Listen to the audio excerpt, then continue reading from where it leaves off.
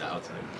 I think for us, it's not really a discussion we really have in our locker room. I think it's for leagues and the governing bodies to work with their athletes to find solutions, but our focus is on basketball, and that's what we talk about and how we can get wins, and obviously we didn't do that tonight, so we need to find an area to improve in that way.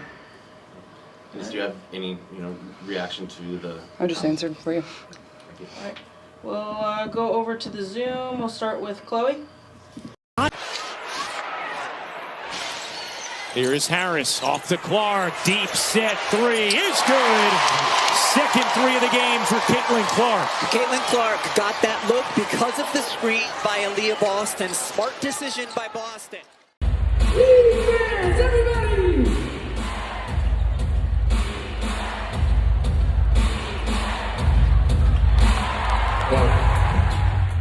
Bruh. Yeah, Sophie, you got your face knocked in. We see it.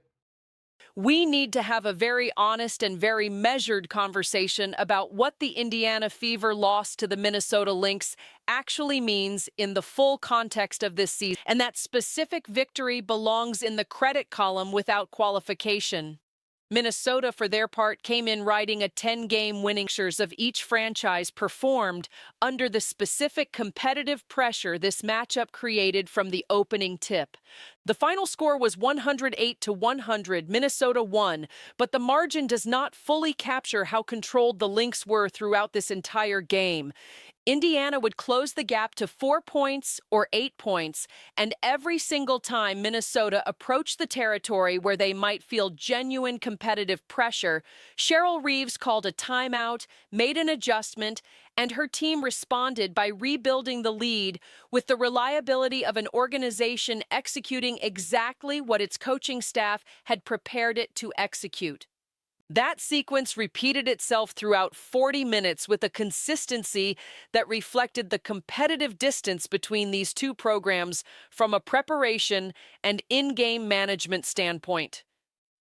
Indiana never felt like they were about to seize control. They felt like a team capable of making Minnesota temporarily uncomfortable. Let's go through the specific performances, because the individual numbers tell a story that deserves honest and complete examination without unfairly punishing anyone who competed with genuine effort in a difficult one free throw attempt in the entire game. That last number is the one deserving the most specific analytical attention, because Clark being limited to one free throw attempt, where Indiana's offensive structure was frequently working against itself. Kelsey Mitchell had 37 points on 14 rebounding battle by double figures. A significant portion of that disparity traces directly to Boston, hovering outside the paint as a ball handler and facilitator rather than occupying the physical interior space that her size, her athleticism, and her skill set should be dominating against any front court in this league.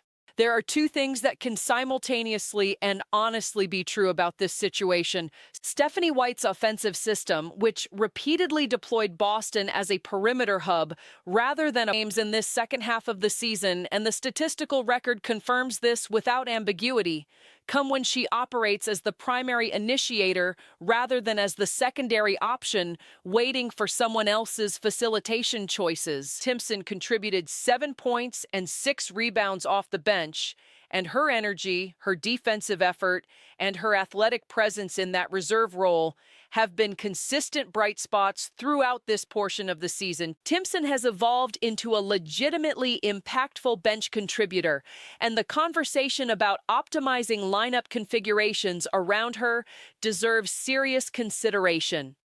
The proposed lineup of Clark and Mitchell in the backcourt, Cunningham at the 3, Timpson at the 4, and Boston at the 5, represents an analytical argument worth genuine examination. It positions Boston closer to the basket and the glass, where her physical tools create actual matchup advantages rather than perimeter facilitation opportunities. It allows Cunningham's elite three-point shooting to create the floor spacing that Clark's playmaking requires to function at its ceiling. It positions Timpson's athleticism and defensive energy in a role where it generates maximum competitive impact without requiring offensive creation she does not consistently provide. The quarter-by-quarter breakdown of how this game unfolded reveals exactly where the competitive trajectory was determined. Indiana scored 33 in the first quarter, Minnesota scored 36. Both teams came out offensively engaged, and the Lynx were getting whatever they wanted against Indiana's defense from the very beginning without meaningful resistance.